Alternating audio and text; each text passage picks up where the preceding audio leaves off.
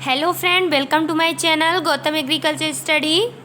आज मैं next video लेकर आई हूँ जो चाइल्ड डेवलपमेंट एंड पेडोगॉजी का सेकंड पार्ट है क्वेश्चन का। तो आप इस वीडियो को स्किप ना करिएगा, क्योंकि जो आपके सीटेट एग्ज़ाम और वर्ग 3 का एग्ज़ाम अभी सीटेट का 5 जुलाई को होने वाला है, तो उसके लिए ये क्वेश्चन जो है इम्पॉर्टेंट रहेंगे। ओके, तो इन तक वीडियो को देखिए। तो चलिए क्वेश्चन देखते हैं। फर्स्ट क्वेश्चन है, निम्नलिखित में से कौन सा बच्चों के संवेगात्मक विकास के लिए सर्वाधिक उपयुक्त है? तो यहाँ पे जो करेक्ट आंसर होगा वो होगा ऑप्शन बी, अध्यापकों की कोई भी सहभागिता नहीं, क्योंकि यह माता पिता का कार्य है। ओके, नेक्स्ट क्वेश्चन है, निम्नलिखित में से कौन सा उपयुक्त रचनात्मक आकलन कार्य नहीं है? ओके, तो यहाँ पे देखिए जो करेक्ट आंसर होगा ऑप्शन नंबर ए, खुले अंत वाले प्रश्न। फिर देखिए नेक्स्ट क्वेश्चन, यह प्रभावशाली अध्यापिका होने के लिए एक प्रभावशाली अध्यापिका होने के लिए यह महत्वपूर्ण है। तो क्या महत्वपूर्ण है प्रभावशाली अध्यापिका होने के लिए? तो यहाँ पे जो करेक्ट आंसर होगा वो होगा पुस्तक से उत्तरों को लिखने पर बल देना। ओके, फिर देखिए नेक्स्ट क्वेश्चन,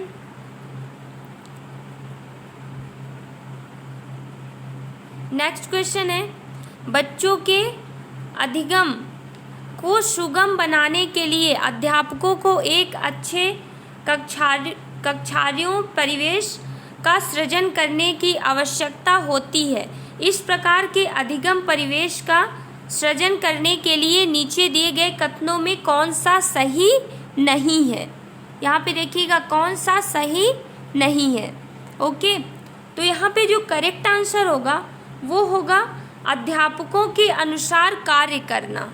ओके, फिर देखिए नेक्स्ट क्वेश्चन क्या है, लड़के एवं लड़कियों के विषय में कुछ कथन ये नीचे दिए गए हैं, इनमें बताना है आपको। तो नीचे दिए गए कथन आपके अनुसार इनमें से कौन सा सही है? तो यहाँ पे देखिए जो करेक्ट आंसर होगा वो होगा सभी लड़कों को विज्ञान तथा लड़कियों को गृह विज्ञान पढ़ाया जाना चाहिए। ओके, फिर देखिए नेक्स्ट क्वेश्चन है, एक बच्चे की कॉपी में लिखने में विपरीत छवियां, दर्पण छवि आदि जैसी गलतियां मिलती हैं। इस प्रकार का बच्चा लक्षण प्रदर्शित कर रहा है। तो यहाँ पे जो करेक्ट आंसर होगा वो होगा अधिगम में अशक्तता। ओके, फिर देखिए यहाँ पास जो 7 नंबर क्वेश्चन है, शिक्षार्थियों के ज्ञान अर्जन में सहायता करने के क्रम में अध्यापकों को किस पर ध्यान केंद्रित करना चाहिए?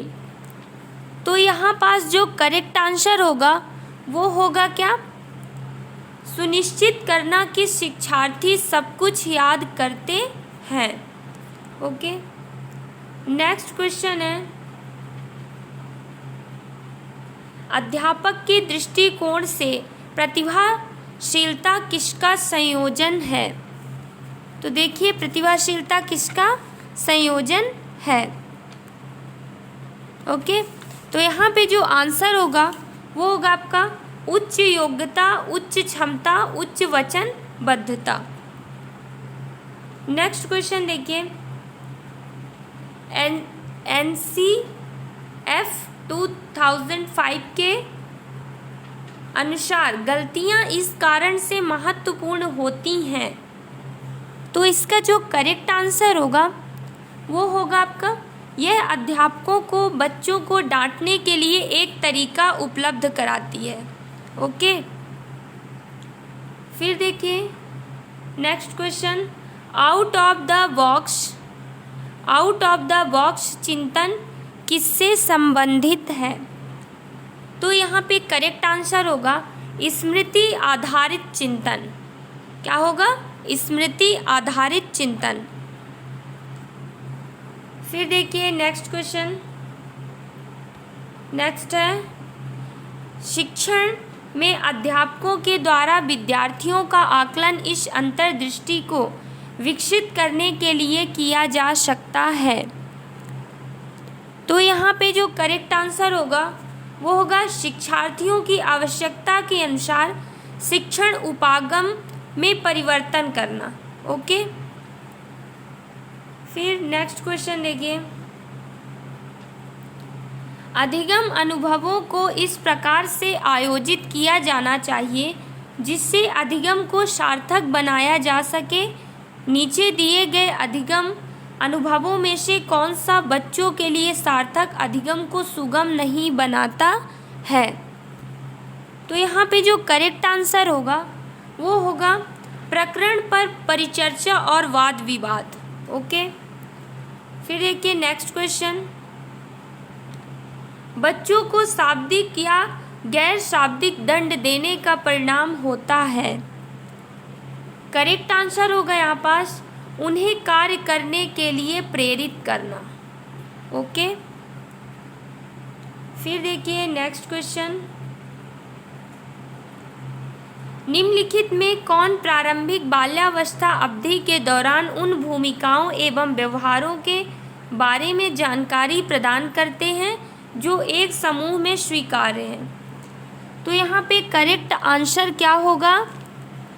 करेक्ट आंसर होगा भाई बहन एवं अध्यापक। ओके, फिर देखिए विद्यार्थियों को स्वच्छता के लिए प्रेरित करने हेतु उन्हें स्वच्छता समिति का सदस्य बनाना प्रतिबिंबित करता है। तो क्या प्रतिबिंबित करता है? तो यहाँ पे जो करेक्ट आंसर होगा वो होगा प्रेरणा का संज्ञानात्मक उपागम। ओके, नेक्स्ट क्वेश्चन देखिए, निम्नलिखित में से कौन सा आयु समूह परवर्ती बाल्यावस्था श्रेणी के अंतर्गत आता है? तो यहाँ पे जो करेक्ट आंसर होगा वो होगा 18 to 24 ईयर। ओके, 18 से 24 वर्ष। नेक्स्ट क्वेश्चन है यहाँ पास, आर्जो तर्क देता है कि भाषा विकास व्यक्ति की नैसर्गिक प्रवृत्ति से प्रभावित होता है, जबकि सोनाली महसूस करती है कि यह परिवेश से प्रभावित होता है। आर्जव व सोनाली के बीच यह चर्चा किस विषय में है? तो यहाँ पे जो करेक्ट आंसर होगा वो होगा चुनौतीपूर्ण तथा संवेदनशील भावना। ओके, फिर देखिए नेक्स्ट क्वेश्चन है, अध्यापिका ने ध्यान दिया कि पुष्पा अपने आप किसी एक समस्या का समाधान नहीं कर सकती, फिर भी वह एक वयस्क या साथी के मार्गदर्शन की उपस्थिति में ऐसा करती है। इस मार्गदर्शन को कहते हैं, तो क्या कहते हैं? करेक्ट आंसर होगा पार्श्वकरण। ओके, फिर देखिए नेक्स्ट क्वेश्चन, अध्यापिका ने एक कमेटी के प्रधान को सभापति के स्थान पर समाध्यक्ष लिखा। यह संकेत करता है कि अध्यापिका, तो क्या होगा यहाँ पास? करेक्ट आंसर जो होगा आपका वो होगा एक अधिक उपयुक्त पारिभाषिक शब्द का पालन करती है। ओके, फिर देखिए नेक्स्ट क्वेश्चन, सतत एवं व्यापक मूल्यांकन किस लिए आवश्यक है? तो किस लिए आवश्यक है ये? आंसर होगा यहाँ पास करेक्ट शिक्षा बोर्ड की जवाबदेही कम करने के लिए। ओके, फिर यहाँ पे जो नेक्स्ट क्वेश्चन है, लॉरेंस कोहेल वर्ग के सिद्धांत में कौन सा स्तर नैतिकता की अनुपस्थिति को सही अर्थ में सूचित करता है? तो यहाँ पे जो करेक्ट आंसर होगा ये स्तर सेकंड, जो सेकंड स्तर है ये करेक्ट आंसर होगा। ओके, फिर देखिए निम्नलिखित निम्नलिखित में कौन सा बच्चों के समाजीकरण के प्रगतिशील मॉडल के संदर्भ में सही नहीं है? ओके, तो यहाँ पास क्या होगा आपका करेक्ट आंसर जो होगा, तो होगा यहाँ पास कि कक्षा में प्रजातंत्र के लिए स्थान होना चाहिए। ओके, फिर नेक्स्ट क्वेश्चन है, अधिगम में आकलन किस लिए आवश्यक होता है? तो करेक्ट आंसर होगा प्रेरणा के लिए। ओके, फिर देखिए नेक्स्ट क्वेश्चन, प्रचलित योजनाओं में नई जानकारी जोड़ने को किस नाम से जाना जाता है? तो यहाँ पे जो आंसर होगा करेक्ट वो होगा आत्मसातीकरण। ओके, फिर देखिए 25 क्वेश्चन, हम सभी अपनी बुद्धि, प्रेरणा, अभिरुचि आदि के संदर्भ में भिन्न होते हैं, यह सिद्धांत संबंधित है। तो किससे संबंधित है? करेक्ट आंसर होगा ऑप्शन नंबर सी, वंशानुक्रम से। ओके, फिर देखिए करेक्ट आंसर वंशानुक्रम से। ओके, नेक्स्ट क्वेश्चन है, वंचित समूहों के विद्यार्थियों को सामान्य विद्यार्थियों के साथ साथ पढ़ाना चाहिए, यह अभिप्राय है। तो क्या होगा आंसर इसका? करेक्ट, समावेशी शिक्षा, ऑप्शन नंबर ए। ओके, फिर क्वेश्चन नंबर 27 है, तो यहाँ पास ये है कि कोई भी नाराज हो सकता है, यह आसान है, परंतु एक सही व्यक्ति के ऊपर सही मात्रा में, सही समय पर, सही उद्देश्य के लिए तथा सही तरीके से नाराज होना आसान नहीं है, यह संबंधित है। तो यह किससे संबंधित है?